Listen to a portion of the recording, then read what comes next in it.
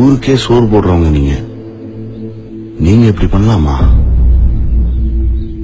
எந்த சூழ்நிலை வந்தாலும் எதிர்த்து நிற்போம்.